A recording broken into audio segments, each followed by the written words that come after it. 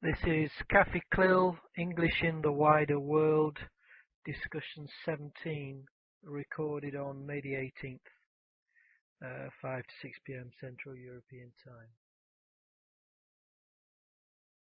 Oh yes, I got it now. It's an orange. Yeah. Okay, well that was really just the list of very broad topics we might cover. I've pressed the record button already, so you're all aware that I'm recording from now on. And I mean, as usual, I'll try and keep an eye on other people joining us, so I can bring them in if possible. Otherwise, I think what we'll do is use this as a skeleton and see where it leads us, because it is such a broad topic, English in the wider world, that I have no idea where it might lead us, which is all the more exciting. So I'll read through those points, and if there's something that takes your fancy, we'll start with that, and I'll use it to bring us back together if we run out of steam. We have this general theme, English in the wider world, and I wondered if you've had experience in your contexts and in your own work of a growth in the English language teaching, or bilingual plus English sector in your experience, because it's been 5 or 6 years since the Gradol piece, English Next, which predicted, among other things, a kind of winding down of English teaching as a foreign language, in place of other options for learners to acquire the language. So it might be useful for us to talk about that. The other thing is, something I'm quite interested in is, because I meet children in Bulgaria who speak lots of languages, and it's where I get a lot of my motivation from, is opportunities for children in learning both formally and informally other languages, what your experience is of that, and particularly mobility in Europe, and legislation does encourage multiple language acquisition in our children. There might be stories you could tell of other parts of the world you've been to where this is also happening. Everyday lessons. I put this in because I listened to Dennis talk about taxi drivers being the best language learners because of the need and necessity for having languages and the people they drive around. And we might talk about that, lessons from everyday life or multilingualism. I tend to join quite a lot of lists. I'm a little bit like Dennis as well. I'll join a list just to see what comes of it. And one of the groups I'm in is a group called Multilingual Mania in Facebook, which looks at supporting parents in their language choices for their children. I'm very much aware of that in my own small group of acquaintances here in Bulgaria, because a lot of young Bulgarians leave and they come back with another language, or their children come back with another language, and it might be interesting for us to share some experience in that area. Egbert, who's not actually with us yet, threw in this topic, English for International Communication, specifically referring to the 25th anniversary of the Chernobyl accident, and English may have a role in communication for, my interpretation of it was, debate, emergency, and I've added also even unrest, bearing in mind the use of Facebook in spreading the word of activity in North African countries recently.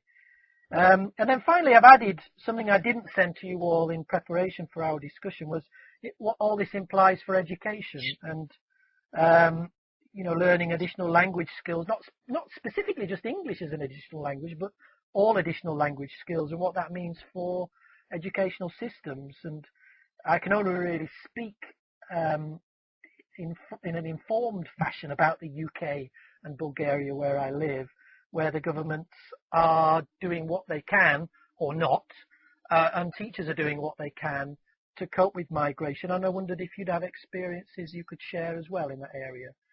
Is there one particular topic that does grab your fancy that we might get stuck into? Anybody? Well, I actually would like, you mentioned Facebook and all the wonderful groups you can start there.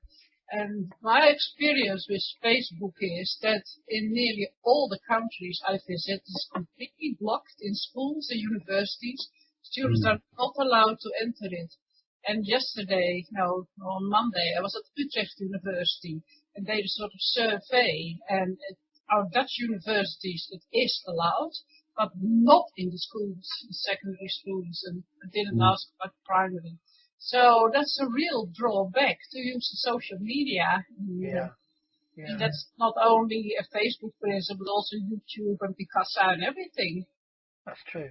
Yeah. So, Any other experiences of blocked media, blocked internet media? Well, I think even Skype is blocked in many universities in Germany. It's the people who are the electronically minded people who are very concerned about security. I mean, thinking of what can go wrong electronically that seem to be the problem, but it does rule out the things a lot of us use with enthusiasm. I think it seems, but this is not first-hand experience, but told to me by students and former students. The problem very often it's the problem the teachers have with the authorities within a particular institution, so that even some clever software will be pretty tricky operating that against, as it were, the headmaster and his crew. I know it's a real problem. If this is the case and this media is blocked in schools, surely that's we could look at it in another way and say, well, that's a way for continuing learning outside school, and we could use that as a motivational tool, and this could be worked on outside the classroom. Because often it's difficult in monolingual situations to encourage students to learn a language like English, and Facebook and all the other social media would be one way to encourage them to do it outside the classroom. Yeah. In a personal experience recently with a school exchange project, my classes with my teenagers are in a hostel building where there isn't really any media at all. It's certainly not connected to the internet.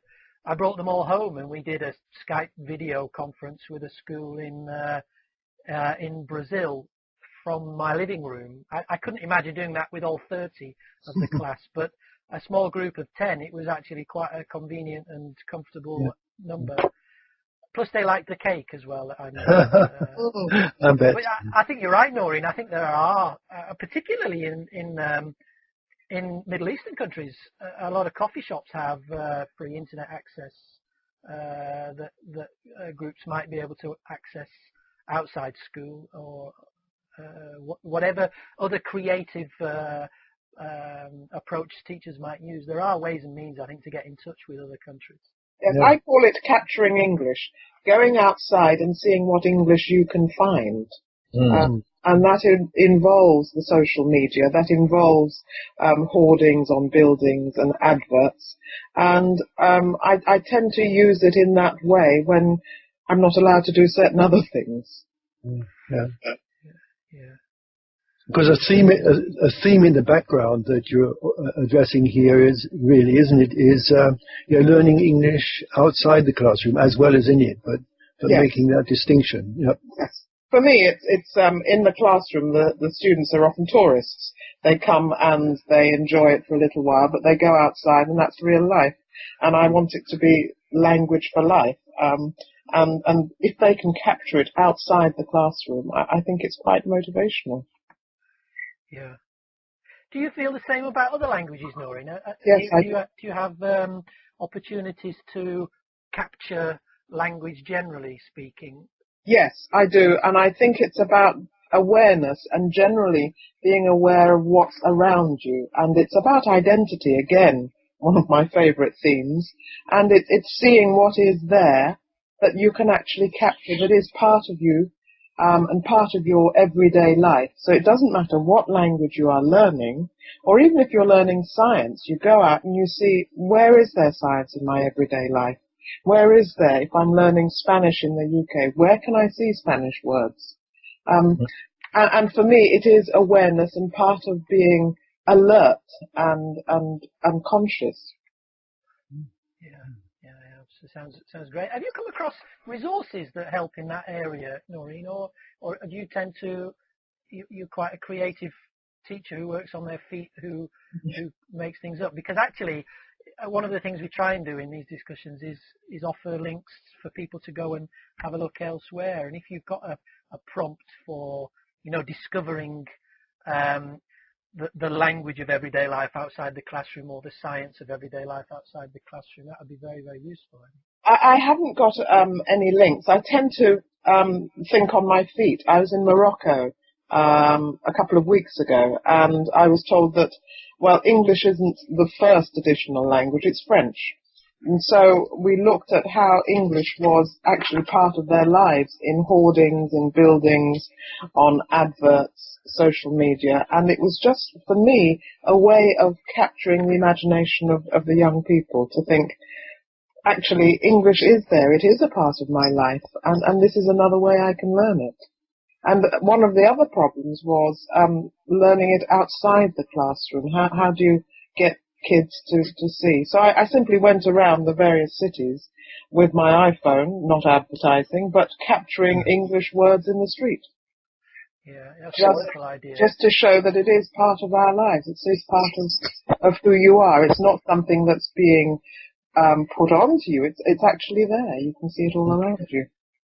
I participated in a program here in Bulgaria probably about a decade ago, which was training teachers to develop intercultural skills within their language teaching. And one of the aspects which really caught my attention was an ethnographic approach to language and life, and get learners to study and research the environment they live in and bring it to the classroom. And I've noticed that in the Science Across the World program, although my colleagues in that program wouldn't describe it as ethnography. They kind of study the world you live in locally and the world you come from nationally, and compare that with the wider world globally. It's a very ethnographic approach to science, I think. Yes. I think it's useful. I say it's perspective. It's looking inwards and it's looking outwards. Looking inwards to you, your family, your city, your country, your continent, and then looking outwards to others. I'm just writing that down. Nice soundbite there. Sorry. Which means you have to keep talking to each other when I make notes. Yes. Well, you're prompting me. I'm thinking all the time to ask this question, so here it comes. How is it with mobile phones in schools in the countries in which you work? Because some teachers who use them a great deal because they assume that all of their learners have them are shocked to find out that they are forbidden inside most German schools, for example. Don't know, whichever countries you are in, what's the situation? Because you can do a lot of the work you're both talking about, surely, or the learners can, with their mobile phones. I think in Bulgaria there was a very very interesting, provocative piece in the news last night about a head teacher confiscating mobile phones from students. She showed the carrier bag full of them. And I think that really is, I don't want to generalize about the whole country, but I'm assuming it's a blanket approach to mobile communication in school. It's seen as a possible hindrance rather than an opportunity for learning. Yeah, I agree with that. I just heard about the schools. Sorry, I fell out because there was something wrong with my computer. But I try another one now, so I hope it'll be better. In a primary school, the kids have to give their mobile phones to the teacher in the morning and get it back to home. That's in Holland, Lida? Yeah. Wow. Yeah. It's amazing, isn't it? Because John and I have been involved in a publishing project which actually has self-study vocabulary applications for mobile phones, and that's in Switzerland. And that kind of thing, obviously, it needs to be grabbed and embraced, doesn't it? If kids they spend half their day on their mobile phones, if you can actually get them to play with learning words in the same manner and they enjoy themselves, then Say that again, Lida. I lost you a second. Yeah, I think that's just because teachers don't see the possibilities yet. I mean, that's the same, mobile phones, social media, and whatever we are talking about. I mean, as long as teachers are not trained to use them. Well, I saw a brilliant lesson in Amsterdam where we were looking at a city, growth of a city, and for each 100 years when the students drew their town, they took a photograph with their mobile phones, so they had a record of urban growth. And it was just a fantastic use of a mobile phone, because they're going to use it anyway, but why not use it as part of learning? Yeah. And it was fabulous. Yeah. Again, you're reminding me of, the term escapes me, but the people are developing materials where learners can find out a lot of information about the place where they are standing, as it were. This kind of locational approach, again, through the phone. It's a marvelous application. What's the application called, Dennis? Well, I wish I remembered or even knew, but it's kind of, I'll try and, I will think hard and then look it up. But like it's related. Pages, sort of, yes. Yeah. Finding information based on the sort of GPS where you are. But, you know, the sort of things you read in tourist books and so on, but you can get it just by sort of pressing some button or other that tells you what is around you. Yeah. It's an interesting concept. It's finding out about your immediate environment. It's on the same line, talking about this kind of technology that's so accessible. Are any of you familiar with the Quick software? It's QIK. And it's a software and website which allows you to film on your mobile phone and broadcast immediately. So it's live broadcasting through the Quick website or other social media like Facebook or YouTube. You can actually broadcast immediately using Quick. And it sort of opens up. I can remember when I was a trainee teacher, my tutors always used to ram down our throats the idea of creating audience for our language learners, and you know, this kind of software creates an immediate global audience, doesn't it, for young learners? 3 minutes of fame. Absolutely, it's going a lot further than that these days, isn't it? Quick. Okay. Okay, well, how far have we got? We talked a lot about software and about technology and about obstacles and opportunities for language. One thing, Egbert's just joined us, and perhaps I can. Hello, Egbert. Hello, Egbert. Egbert put in a request in the agenda for talking about English for international communication, and I am aware that alongside more opportunities for people to communicate, there is also more technology for understanding languages through translation software. And I wonder, is it actually realistic for English to become a language of communication while at the same time the software for people to have their own language, have the foreign language translated into their own is available and increasingly improving, may keep a pace with this growth of English for international communication? Because I thought about Egbert's prompt about the 25th anniversary of Chernobyl, for example, and how the English language is now more than just a foreign language. It's a medium for people to communicate about such important disasters. And the example I mention is unrest in North Africa, and I can remember seeing a documentary on the BBC recently about this very thing, of Facebook being used for the local people to post and video what's going on and immediately send it out to the rest of the world.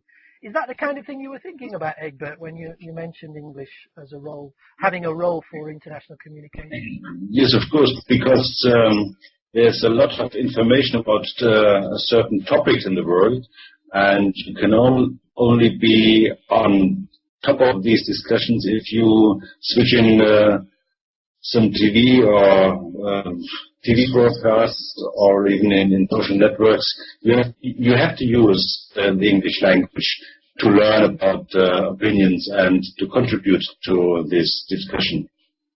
And for academic people, it's the basic.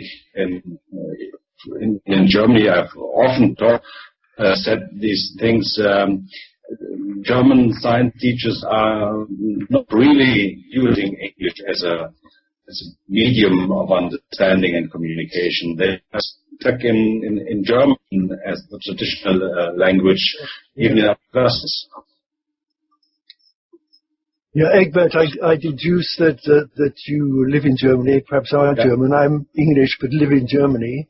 I also taught and lived many years ago in Norway, and I always make the comparison between what happens with English language films in Norway or in Germany. As you know, in Germany, everything is dubbed, and I've always hated this because people are being deprived of a marvelous informal way of getting to know a language.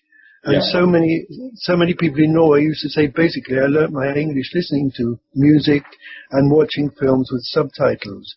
Yeah. But that's not part of the culture with a small c in Germany, is it? People are used to having films dubbed. And perhaps that just stands as a metaphor for an attitude. German is our language. Why should we do things in English that can be done just as well in German? Of course. Well, I think people after school have to do a lot of things in English. The school doesn't recognize this need to prepare students to enter an international world in an academic level. Could you say that again, Egbert? I don't know if it's just my earphones, but it went a little bit blurred at the end, what you were saying. As a society, we know that after school, it is necessary to use English as a language of understanding and discussion and learning in academic context and also in the context of a company.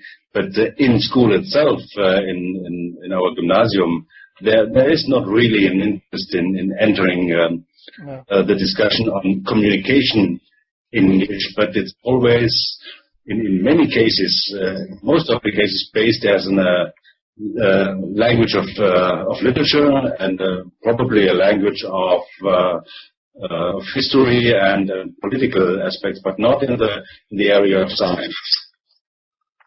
Do you ever have in your school a language celebration day where everybody has to speak in a foreign language? No, a wonderful thing. Who does these activities? Yeah, I mean, even if it's not English, I always think those situations are wonderful situations, aren't they? Even the canteen staff speaking in a foreign language, and the menus being in French, and so on and so on. Well, where did you learn about such activities? We used to do that when I was a French and German teacher in the UK. We used to do that once a year for, I don't know whether it was European Day of Languages or something like that, but the idea of the whole school being involved in the foreign language learning just for a day. And I think the kind of activities that Science Across Science Across the World does promote, are the kind of inclusive activities that, with a little bit of enticement, but also a little bit of bullying, you can get a fair number of people involved in a school. I think you've got to be fairly self-confident to do it, though, haven't you, Egbert? Yeah. What a wonderful idea. That happens in Holland, doesn't it? Where you often, in many schools, you get the European Day of Languages. What is it, 25th of September, often, sometime in September. And it's a wonderful way to promote multilingual communication, which is great. Once I had the scene from Romeo and Juliet, the balcony scene, in several languages. So you would hear there'd be a Juliet in Chinese, then the Romeo would reply in Spanish or another language. It's a wonderful way to just get kids engaged in communicating.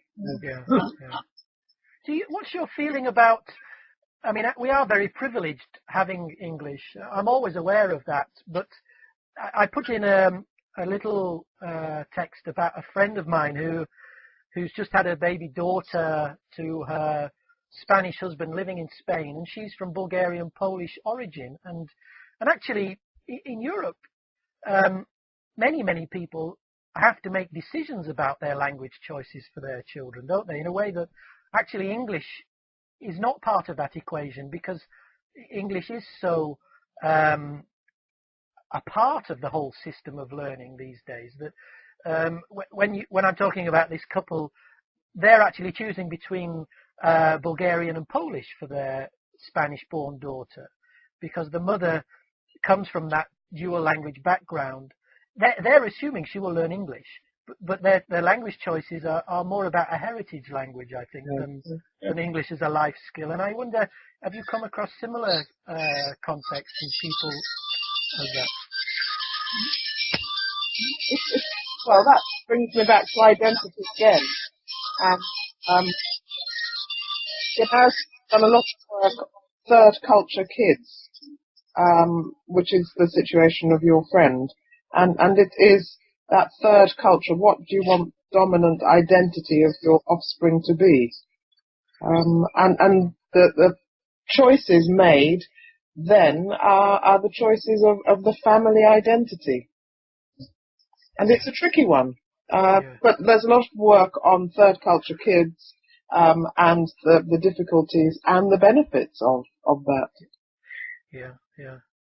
It's actually, it really is a wonderful Europe to live in today, isn't it? Because people do have so much opportunity for. Obviously, a lot of people, like my friend, move for economic reasons within Europe, and yet they're very highly educated young people, and they're looking to give their children the best linguistic future they can. And there's still a slightly sad side to it, though, I think, where I think about the granddad back here in Bulgaria who doesn't, I don't think, have that option to communicate in either Spanish or Polish. Maybe I'm wrong, but it's a kind of, you choose a corridor, and then you have to keep going, basically, because your children are going to grow in these languages, or maybe the children will choose their own routes in the future when they get to formal education, and they begin to realize that other doors are open to them.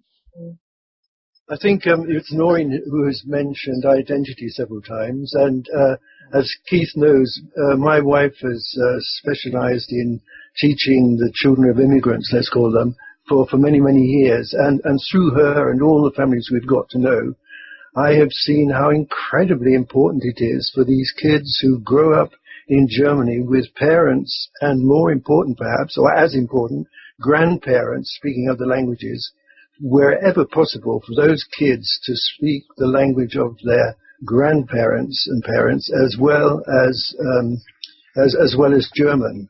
That seems to be culturally, but also in terms of individuality and stability even, incredibly important. And I've certainly read several places where it is said that a very sound basis for a young child to learn the language of the country in which they are growing up is the language of their mother tongue. It's good for their mental health. Yeah, absolutely. What do you think then about another story I put in? I think in the email I sent out about our meeting. The young Bulgarian father I met recently who has a daughter who's 3.5, and he's made the decision deliberately only to speak to her in English. The family are both Bulgarian parents. But that kind of highly educated generation of Bulgarians as well, making a deliberate decision, a deliberate language choice, so that their child will grow in that foreign language very early. Have you come across that in your context? Sorry. Please, Lida. Go ahead. It's all right. Well, a friend of us, German, both German, and he's famous for his American interests, and he was an English language teacher and he tried to talk to his son in English, and soon his son decided what to do, either to listen to his father or to his mother, and if his father tried to talk to him in English, he didn't answer to his mother because his interest was she's a German and I only talk to my father in English. Yes. So kids do their choice, what they prefer to use in a language. Yeah. I think there comes a point when young children, I've experienced this with 3 friends who are German plus something else. At about the age of 8 or 9, to quote one of them, the daughter said, if you speak Swahili to me in the bus, I will ignore you. Because there comes a point when children want to identify with other children and not necessarily with their parents. Yeah. Yeah, I'm sure that's the case. I went a bit quiet because I was looking to see if another person. We've got Lauretta. I'll try and bring Lauretta in and see if she wants to join us, although we're halfway through. I go ahead. I was going to say we haven't really talked about education apart from Noreen's describing bringing the everyday world into the classroom, or taking language learning outside the classroom. Can you say some things about how you see education and language learning going in your particular contexts? And I say this thinking at the back of my mind of an invitation I've had recently to go and work in Austria, and I'm very, very happy to accept it because I'm going to go and work with teachers in vocational schools in Austria where the language of instruction within these schools is English.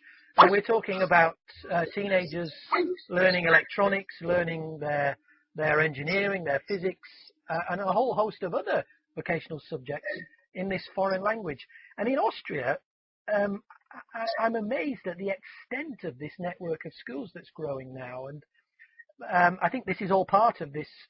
English is no longer a separate compartmentalized subject. It's a subject which it's a medium which can be exploited for teaching the curriculum. And when it's supported in such a strong and rich way as the vocational network is in Austria, they can achieve wonders. So what's your vision on how education is going in your own context with respect to language education? Well, just a comment, and Egbert can disagree with me, which will be fun.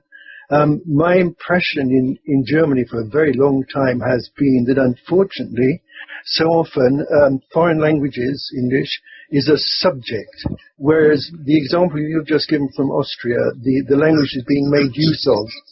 It's a means of communication, and I see that always as a great danger in any language, foreign language teaching, when it becomes just a school subject where you have to get a certain number of points and do the grammar and pass the tests, instead of seeing how it really operates in the real world, then one's in trouble. And I'm not convinced that Germany, from what I see, is going the right way there. Yeah, I do agree. Dennis, in our gymnasium and our secondary traditional upper classes, it's often only a subject, or it's correlated to political science and history, the normally second subject of a teacher. But my interest in this situation is to ignore this situation and to give input in my science lessons in English, and to ease using language in the context of biology and chemistry, even if, as I'm not a language teacher, there may be some faults in the text of the students and the language teacher wouldn't really agree to their text. I use it as a medium in science teaching. Yeah. But Egbert, don't you have many bilingual schools, English-German schools in secondary schools in Germany? And they are dominated by language teachers, so that in these schools, as a science teacher, without a legitimation as a approved language teacher, it's very difficult to use English in science lessons. It's a close those bilingual schools. So we have a complete different situation then. Because I just learned this week that out of our nearly 600 secondary schools, there are 136 now who are completely bilingual. And they're mainly English, Dutch, but a few German, Dutch as well. And I mean, all science and geography is all taught in English. And I mean, what they do is subject teachers train in quite a few universities to be so fluent in English that they can teach their subject in English. So that's a complete other situation. Yeah, right. It's fascinating, isn't it? I fear too that applied linguists in Germany have made the situation even more difficult. I personally think they misuse the word bilingual. Bilingual teaching seems to me, and some of my ex-pupils do it, but it's not bilingual education at all. It's teaching geography in English, and that's not bilingual education. The term is misused. Right. Nice to hear it from you as a very keen language teacher. This is a traditional expression in Germany, and it's the only expression accepted for using English in a lesson. It must be bilingual, and it must be done by a certified English language teacher. So it's the formal institution which is actually possibly causing obstacles to teachers like yourself in a way. Yeah, of course. Who are using the language as a medium rather than with a qualification teaching it as a subject. Yeah. What do you think about what's still happening in the UK, where foreign language learning is still optional for 14-year-olds? I think it's the only country in the whole of Europe where that's the case. As an Englishman abroad, I find it embarrassing. And I mean, I have to say, in the same breath, that I think there's a heck of a lot of really good practice coming out of the UK for supporting migrant children in the state system. And I do throw this in this discussion quite a lot because I know I can put a link to the EAL bilingual list that's functioning in the UK, even though the last incoming government, the current government cut funding for the list and network as it was. They set themselves up in Google anyway, and so I'll put that list in my minutes of our discussion. And what you find in terms of good practice are teachers inventing new wheels like multilingual dictionaries for science, and then they share it with each other. So it tends to be schools that spend their budgets on creating resources, like Polish English dictionaries for biology, for example, and then put them out there on the web for other schools to make use of and add to. So I'm not sure how much that happens in other countries. I imagine there's a need for it with Turkish German, for example, in Germany. I wonder if those kinds of resources are being created in the same way.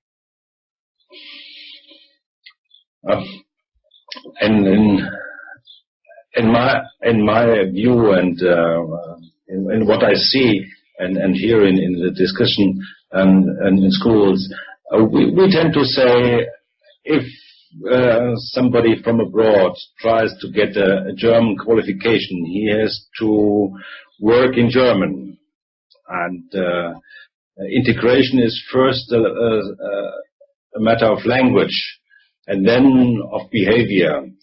And on the other hand, we need a lot more of social behavior in the society, and then to use the language, the German language. So we are proud of integrating via language. Okay. I like the term English as an additional language, or whatever language as an additional, because I think it's not just semantics, it's the approach. And if we have it as a foreign language, it immediately says to me, it's not part of me. If it's an additional language, it is part of me, because it's an add-on, it's an addition, it's something else I can do.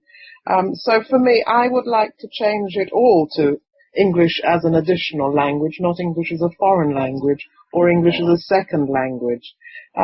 I like the idea of additional language because I think it has a more positive nuance, personally. Yeah.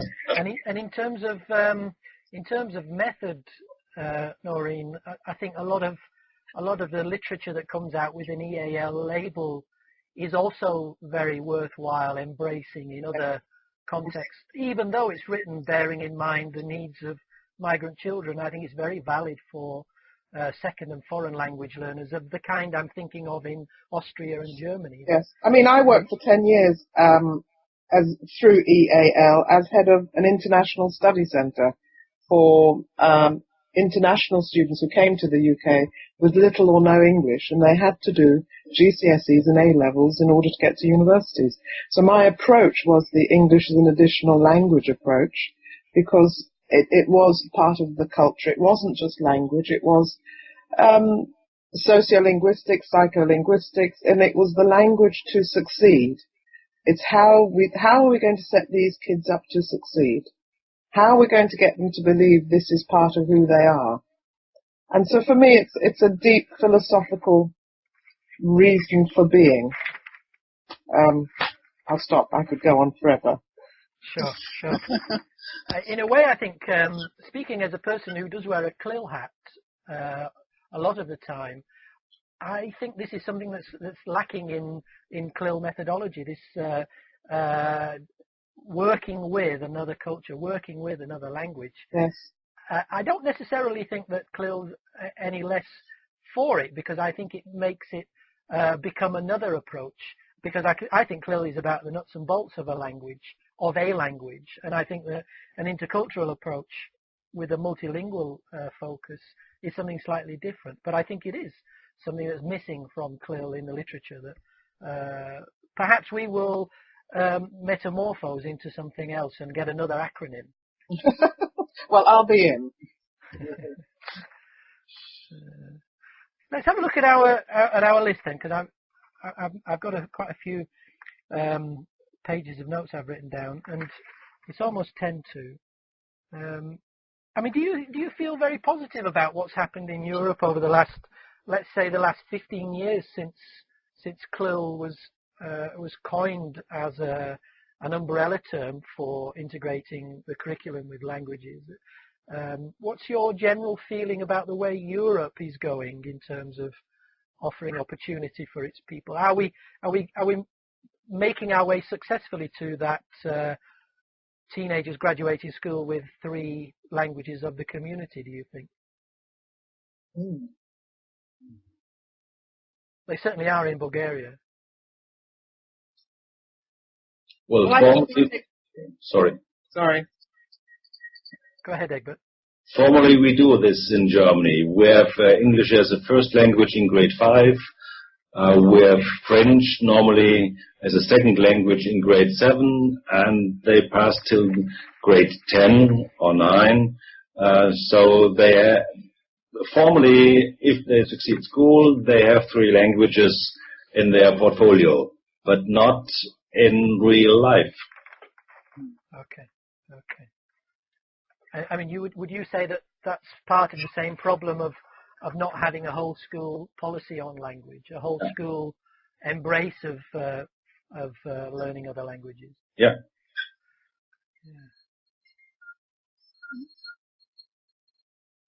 Well, listen, I do feel very positive. I took my daughter to the nursery this morning and ended up having a conversation with her a Colombian mother in Spanish and mixed Bulgarian and a bit of English. And I think Europe is about multilingualism and multiple cultures. And in a way, tearing down the borders is all part of that process. I think in a way that my little island, England, and I say England as opposed to Wales and Scotland and Ireland, is becoming all the more isolated because we're not really developing young people in the way that the rest of Europe is, that are embracing multiple languages and multiple cultures. I say that knowing that there are lots of very, very good things being done with the languages that are within the British Isles.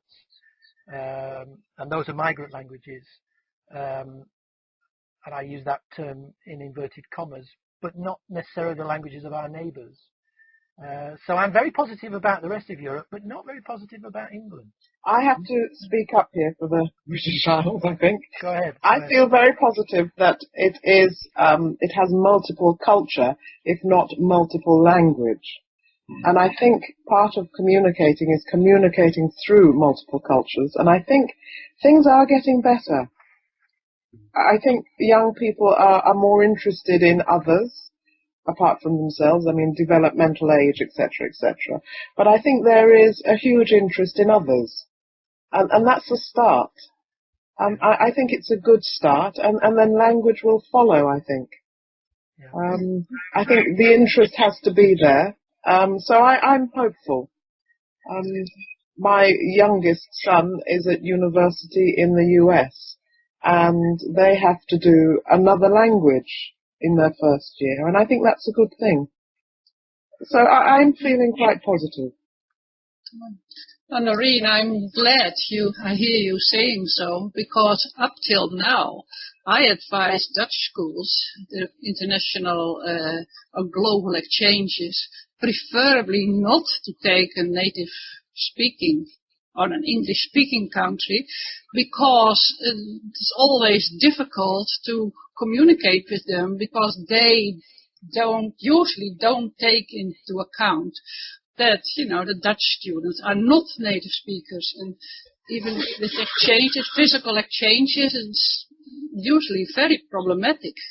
And we have far less problems with other countries, with Germany or Spain or... So I hope this will change in the future. But up till now, I don't advise schools to exchange with an English-speaking country. In a way, I think what's possibly happening in Europe, we're now reading literature from non-native English-speaking, not from Britain, that describes